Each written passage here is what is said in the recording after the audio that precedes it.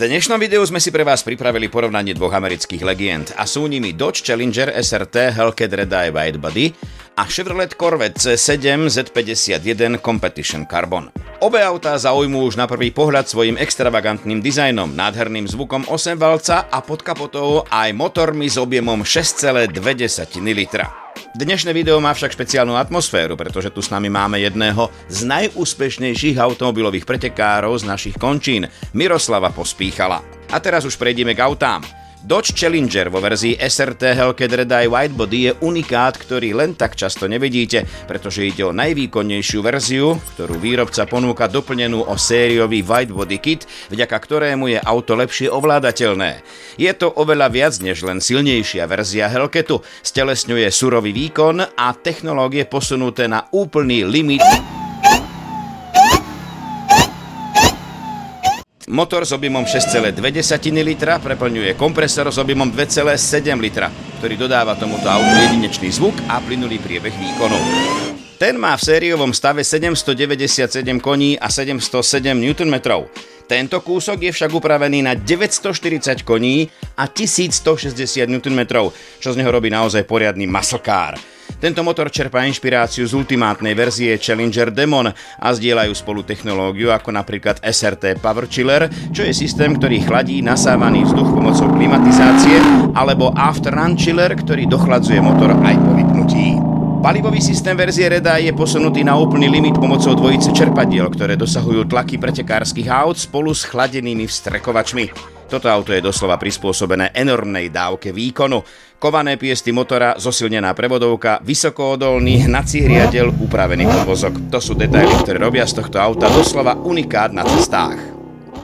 Aj napriek tomu, že Chevrolet má polovičný výkon, váži o 500 kg menej a zároveň ide o verziu Z51 Competition Carbon, ktorá má oproti klasickým Corvettám viacero úprav na motore a podvozku.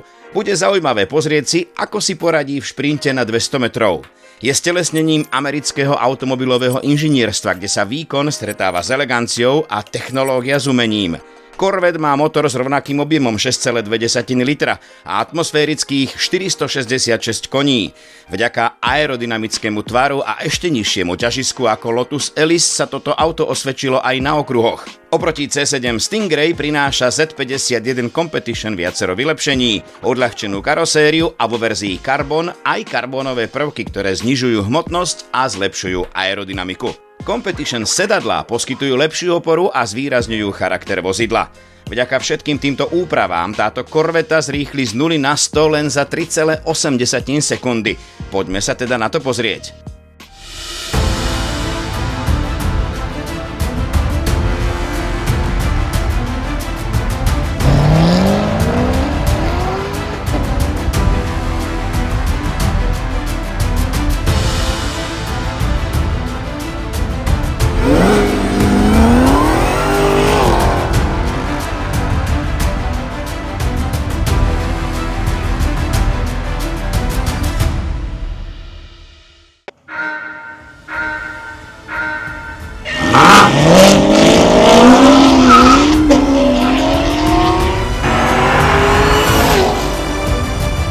Na videu vidíme, ako skvele funguje kontrola trakcie v Corvette, ktorá je pri verzii Z51 vylepšená a vďaka tomu sa skvele doťahuje Challengeru s viac ako dvojnásobným výkonom.